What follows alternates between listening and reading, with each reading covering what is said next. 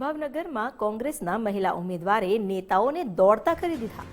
Pirchhalla ward number 6ના Congress મહિલા ઉમેદવારે form પરત ખેંચ્યું। કોંગ્રેસના સભ્યોને જાણ કર્યા વિના જ ફોર્મ પરત ખેંચતા દોડધામ મચી ગઈ। કોંગ્રેસ પ્રમુખ સહિત આગેવાનો બહુમાળી ભવન ખાતે પહોંચ્યા। સાથી ઉમેદવારો અને પ્રમુખને અંધારામાં રાખી નિર્ણય લેતા તમામમાં રોષ જોવા મળ્યો।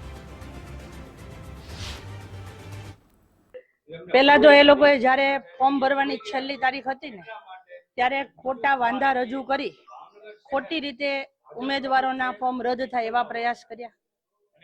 આજે જ્યારે છેલ્લો દિવસ છે ત્યારે પ્રેશરાઇઝ કરીને, ડરાવીને, ધમકાવીને અને છેલ્લે કોઈ ડરતા ન હોય તો પ્રેમથી મનાવીને પૈસાની ઓફર કરીને મને 30 લાખ રૂપિયાની ઓફર કરવામાં આવી છે।